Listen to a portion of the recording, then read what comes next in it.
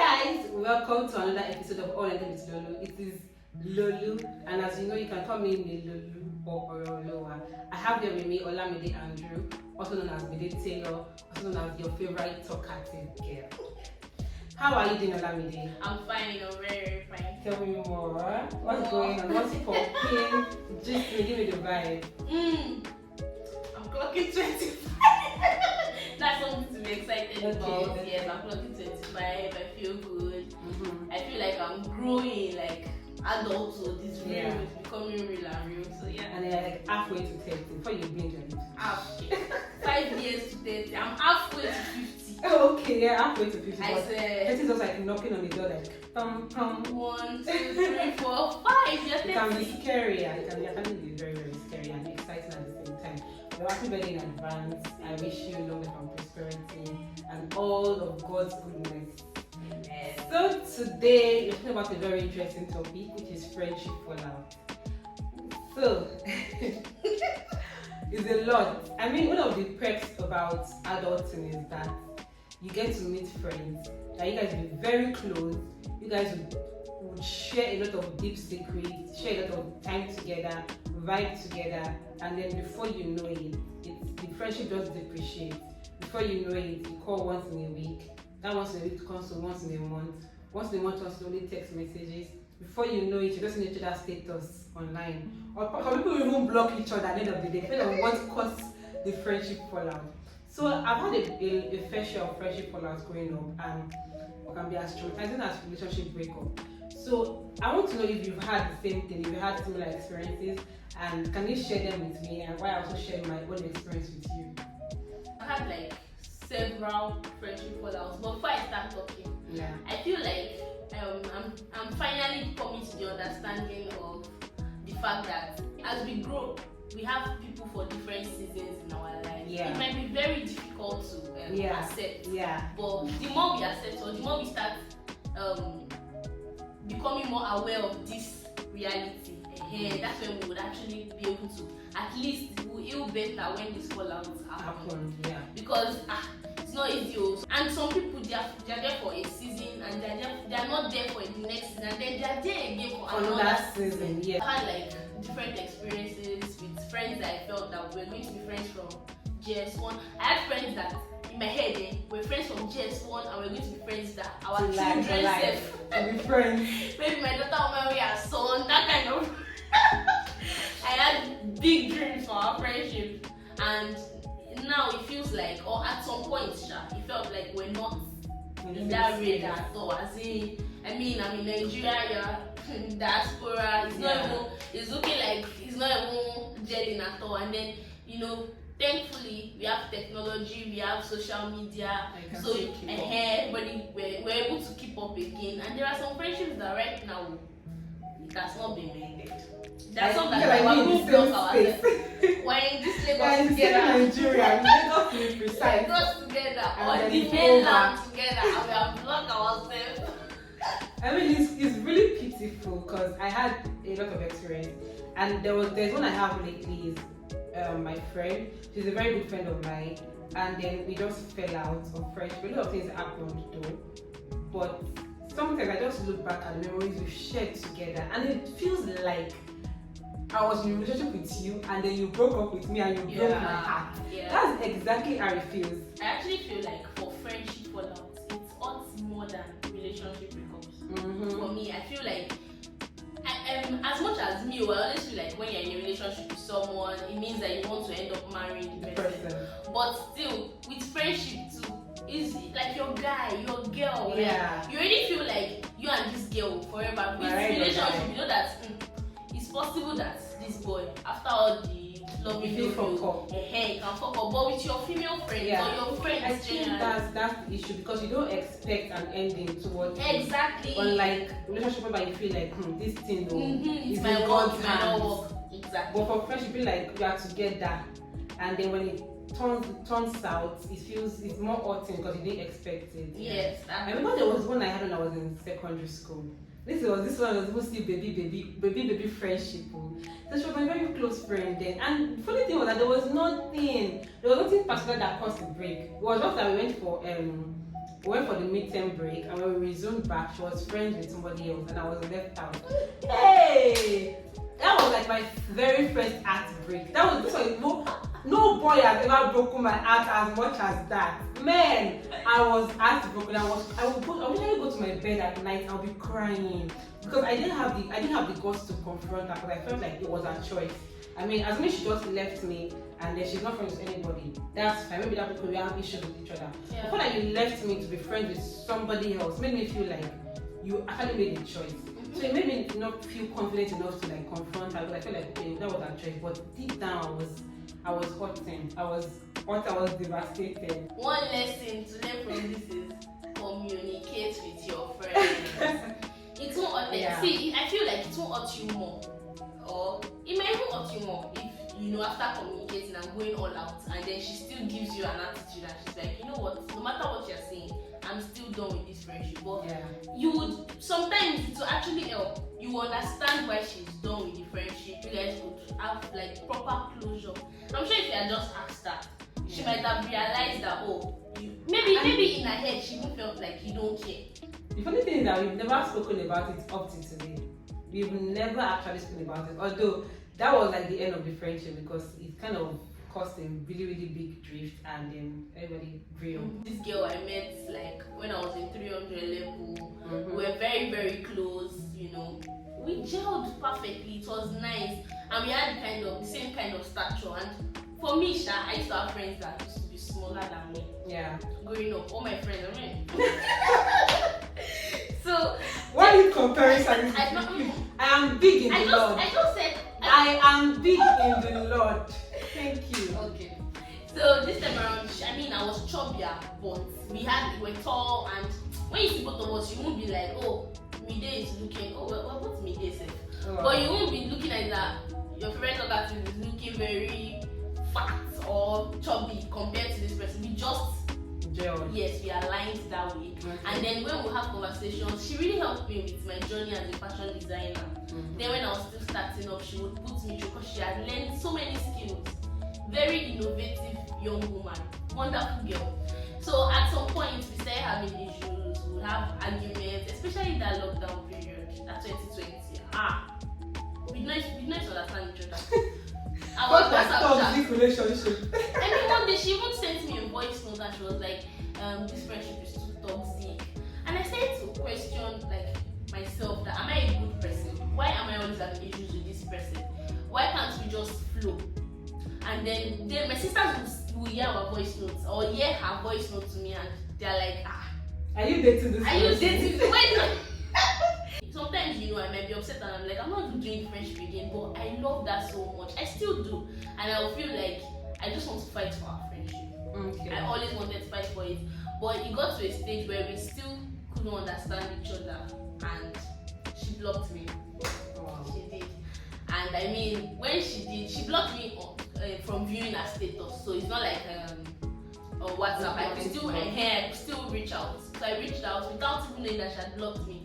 And Mama was telling me that she actually blocked me because she wanted peace for herself. And it just made me feel bad. I can relate to that a little bit because I feel like there's some friendship whereby you kind of feel like relationship. I had a friend also whereby I love her energy. People like that, they have good energy when it comes to like pushing you forward. I think she was one of the first people that pushed me forward to like be outspoken because I'm outspoken in my room. When I come outside, I'm very shy, I'm very nice. So she pushed me to be outspoken because she's this carefree person, she doesn't care. At some point, her energy was like 100 and my own energy is like a 20. She had the energy to push me to do everything, but at some point she's fire. And me, I'm also fire, but when fire means on fire, you have to respect. So there's a very way when she brings that fire, it's just too much for me to handle. And then at some point, we just everything just blew off. She blocked me for a while, and then at some point I went back to apologize to her because initially what caused it wasn't my fault, but the way I handled it was my own fault. So I had to go apologize to her. But that also did not retain the friendship. Like it was over from there. But apart from that, I've had a couple of friendships whereby we do fall out. I have a friend whereby we didn't talk for like a year or so after school, or maybe just once in a while. But now we are back to like being very close because nothing exactly caused the friendship fallout. It was just like, oh, distance. Everybody's trying to find their head. Everybody's looking for money, and then we are just too busy to check up on each other. I feel like when you block me, you have passed across a message.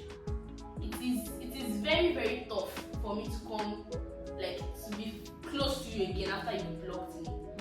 I feel like it's before you think of blocking me, you must have thought it through. The only people I've blocked in my life were toxic exes. All my friends that maybe we had issues, I was upset, the highest I've done is to mute their status. Okay. That's my way of showing that I'm angry at them. Okay. Or maybe I delete the number of the person. That's what I do most times. I don't block. I don't even mute. All I love is delete your number. So you not even see anything from me. I won't see anything from No, you. you know, the muting is like the person I mentioned earlier that blocked me. I wasn't ready to let go of that friendship. But when I'm saying, you know, the way they are blocking because they feel like they are ready to let go. That's what I mean by, oh, I'm ready, then I just delete your number. It's unfair. What you guys shared so much. Fine, it did not work out again, but for me, how do you see the person? No matter what the person has done.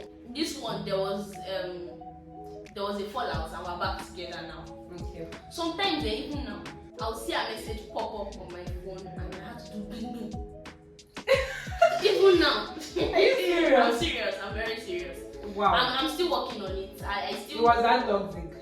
Yes, we used to fight a lot. It felt like once I wanted to express myself, You have to rethink. Yes, and then so I felt like it was two-sided. Before our fallout, all those fights, all those, like, I would say something, she would just take it in another way, or she would say something, I used to misinterpret and misunderstand each other a lot. Yeah, I think maybe because she already had this defense mechanism waiting for you. Whatever you bring, That's how it was. I'm ready to defend myself. Exactly. Whatever she brings, ready to defend. Everybody's ready to hear each other out. Yes, you just feel like this person is going to come and attack me. And Yeah, then I'm as I was ready for growing spiritually, she was already, so it felt like she was here. And me, I was still crawling. So when I make a statement and then she's trying to correct me, in my own head I used to feel like now that I'm actually like I've grown to an extent, so I realize where she must have been those times. I think I respect her more now. And even when the heart is doing bing, I'm always telling myself, yeah, calm down, she's your friend. She's not a fighter, she's not here to like fight you. So sometimes when you have friendship fallout and you're trying to mend it, you have to forgive, like truly forgive that person and forget whatever it was that you went through. And this babe, we had a long, like hours, yes, talking about all the things that we did not like about each other. Some things were tough. She told me some things that sometimes I remember them and I'm really hot. Like things that she feels about me. She's telling me, Ola, you are very, very, like I'm too stiff. This is how I see things, and then I'm not willing to look at it in any other way. When we're having a misunderstanding, she'll start to say some things, telling me, now me, I don't like to hurt my friends when we're fighting. I always try to watch what I say, but you know it's not everybody that's like that. Some people, they will just say everything, and they will let all the egg break on the floor. They will not think of it. I mean, it's not good though if you're like that. Stop it. So she's that kind of person. She will just say it, and you know, when we're now trying to settle, I'm still remembering all things she said. And that's what I used to avoid. What do you think about friends whereby they feel like you are jealous about them? I mean, you would sincerely love them and be sincerely open to them, but to them, whatever energy you are bringing, they feel like it is from a jealous place. I could just see you and be like, oh, I love your hair, it's so nice, how much did you get it? And to them, they're like, she's asking me what I got married, she wants to know what I got married, she wants to size me up. I've had a friend like that, but we're not so close anyways, but I could not just keep up. Yes. But they're just friends like that, whereby they feel like, hey. And then there's some friends whereby they never say anything good about you. You could be so fine, you could be so gorgeous, and they'll be like, your eyebrows, you do not draw it well. Yes, something to say again. I mean, out of everything, out of all the old look, is my eyebrows that is sought to compliment in a bad way. I mean, there's some friends whereby if you look at it, you feel like it is truly worth the fallout. It's good to also look at it from this aspect where you are actually doing all the things that are right, and then you have a friend that is actually like she's the one that has issues. Yeah. Hey, okay. And you're like, at that point you feel like it's worth the fallout. Yeah. I feel like we go through different phases or seasons or processes in our life to also help us. We will grow better. We'll know how to deal with people like that. And because even if the person is not your friend, you could be a colleague at work. Yeah, that's true. That will just, you can't be pushed away. You've been very pleasant and all that, and all should we do is, oh, have you submitted the report? And did you put comma in that place? I mean, and you're like every single time. I know you're just 18. You just 18. You already know that you've done like 100 pages. I don't know if that exists, but I mean maybe 30 pages of reports, and your line manager is telling you you've done a good job, but your colleague that you've always hyped and you've always given her like, oh, you thumbs up and all of that, she comes back to tell you. You don't underline the edits properly. Or your margin is not or you submitted 201. So how do you deal with people like that? I mentioned earlier at some point that we need to understand what friendship really means. Yeah. So let's say you want to be friends with someone, you like their energy in certain aspects, but they are not helping you grow, they are not boosting you up and all of that. Yeah. Maybe you should reconsider the friendship. Or just place them on that level. Yes, what you are gaining from them. Like, I'm not saying like only to collect and collect, but they've decided that they don't want to gain from you, or they don't want to see the beauty and the goodness in you. But you feel like there's something valuable you are getting from them. So don't place them as like top priority in your life, where you feel like this is your own position. Let me undo you. This is your purpose in my life. Yeah. I'm learning from you this season.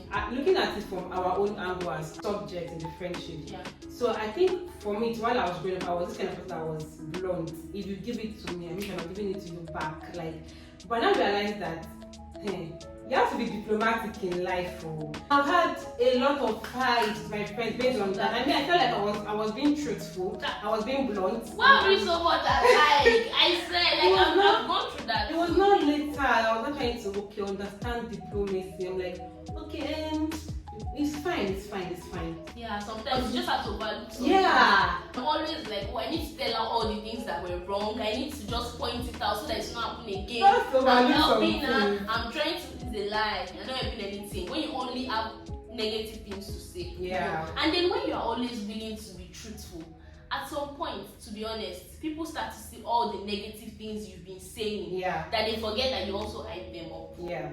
So I think there's a level to truth. I don't think you should not be truthful. For you to sustain the friendship, I think you should just minimize the truth to what they can accept per time. Yes, because you cannot be all right and they cannot be all right. So I feel when they demand their rights, just okay, take it.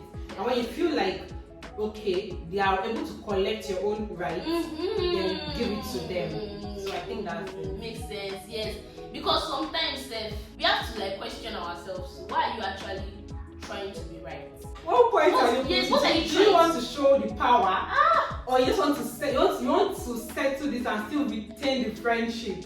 What point? What are you trying to prove that you are right? You don't want to feel like I don't want to be wrong, or like you're already feeling in your head that if I keep quiet, she'll think that she has won this fight. Meanwhile, I mean, sometimes calm down. I think we are adults now, and I think one of the good things about being an adult is the fact that you can be able to look back in many years and say, this is my friend, we've been friends for over 20 years, we've been friends for over 30 years. I mean, that's a really good sign that you're a good person. So I think, the friendship we have now, don't let us be in rush or in haste to just dismiss them. Yes. I think nobody's perfect. Even me as a person, I'm not perfect. So I feel like if I'm wrong, I should be ready to apologize. I should be ready to make efforts to regain the friendship. And if you feel you are wrong, don't let ego kill these things. The beauty, like I said, the beauty is that I should be in my 60s. I'm like, Olamide and I, we've been friends for over 30 years now. I mean, we do hang out on a regular, we do this on a regular. It doesn't mean that we've not fought in those 30 years, but it means that even despite our fight, we are still able to call each other friends. Thank you so much for joining this episode on Unedited with Lolu. It is my pleasure to have you here on Amity. I'm so grateful. Thank you so much. Stay tuned for the next episode. Please subscribe, like, and comment in the comment section. Let me know about your friendship fallout. Let me know how you're able to recover some and how you decided to let some go. Let me know in the comment section. Thank you so much. Bye.